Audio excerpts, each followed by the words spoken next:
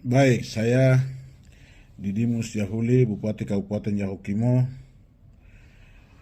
Dalam kesempatan ini mau mengklarifikasi pernyataan yang disampaikan oleh anggota DPR RI Komisi 5 yang terhormat Bapak Mesak Mirin,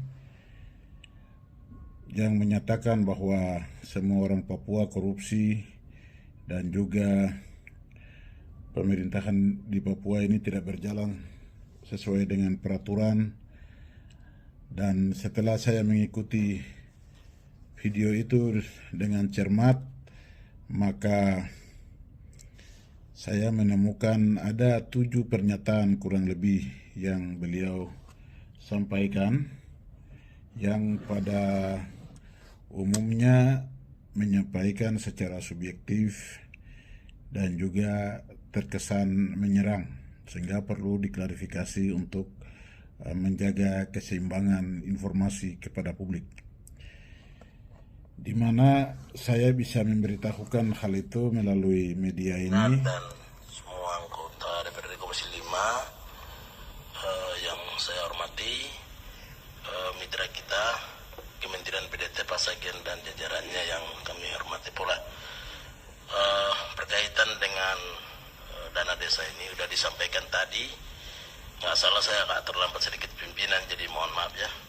Tapi setelah saya lihat presentasi pengaduan tahun 2022 ini, kok di Papua itu hanya cuma 2, sedangkan korupsi besar-besaran itu di Papua loh. Ya, korupsi besar-besaran dana desa itu di Papua, Pak.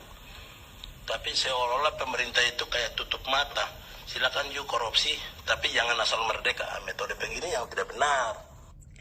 Ya, kira-kira seperti itu cuplikan yang saya bisa jadikan sebagai dasar untuk mengklarifikasi, walaupun itu durasinya agak panjang. Baik Bapak Ibu sekalian, bahwa dari beberapa yang beliau sampaikan ini, yang pertama beliau menjustifikasi bahwa semua orang Papua itu korupsi. Jadi kita semua ini menurut beliau itu korupsi. Tapi beliau tidak bisa membuktikan secara data atau bukti-bukti yang pada dasarnya bisa menjadi acuan. Tetapi ini hanya menyerang secara membabi buta dan juga terlalu emosional dan ada intrik politik, sehingga perlu diklarifikasi. Yang kedua, beliau menyatakan bahwa kamu boleh korupsi saja asal jangan merdeka. Ini dia menuduh negara.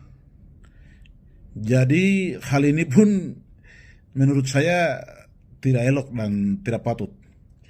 Yang ketiga, orang di Papua ini menurut dia semua kerja tabrak undang-undang, tapi cenderung menyerang Yahukimo, dan ini saya bupatinya. Yang berikut juga beliau sampaikan bahwa ada SK yang disalahgunakan. Kemudian yang lain lagi dia bilang dana desa 2023 tidak boleh turun ke Papua, terutama Yahukimo. Ini pernyataan yang luar biasa. Luar biasa, kayak orang kesurupan, tidak ada bobot juga, isunya juga bukan isu hangat, yang perlu kita klarifikasi bersama-sama. Dan saya mengambil bagian ini untuk mengklarifikasi sebagai Bupati Yahukimo, tetapi juga Ketua Asosiasi Bupati Pegunungan Tengah. Bapak Ibu sekalian, bahwa ini orang mengeluarkan pernyataan tanpa dasar yang sulit untuk dipertanggungjawabkan. Dan apa yang dia sampaikan bahwa semua orang Papua korupsi itu tidak benar. Dan ini harus ditarik. Dan salah menurut saya. Kalau benar dia harus buktikan di pengadilan. Kemudian yang kedua, dia juga menuduh negara. Jadi seakan-akan ada kompromi begitu. Dia tidak tahu kalau kita ini kerja berdasarkan undang-undang dan hukum tata negara, Undang-Undang Republik Indonesia. Ya, mulai dari undang-undang yang lebih tinggi sampai dengan terakhir itu peraturan daerah, juklak, juknis itu semua lengkap. Jadi tidak ada yang tabrak-tabrak. Kalau kita main tabrak, belum tentu Bupati Kabupaten Yahukimo dapat penghargaan walaupun kerja baru 1 tahun 3 bulan.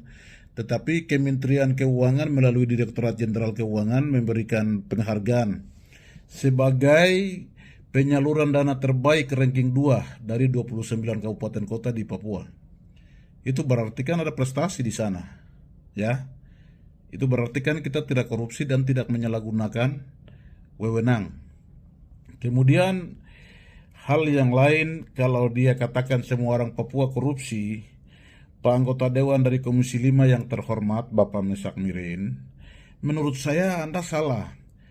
Dan kalau kita bicara jujur, dalam tanda petik, Anda yang nomor 1.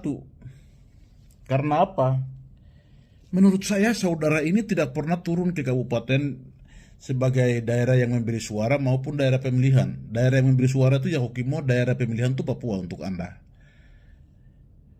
Selama ini saudara Mesak ini bawa dana aspirasi maupun proyek-proyek aspirasi ini kemana? Pertanyaan kami.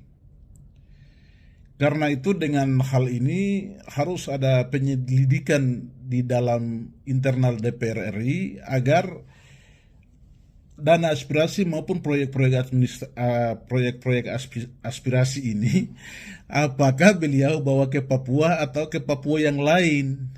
Papua yang lain itu misalnya Jawa Barat atau Pulau Jawa yang lain.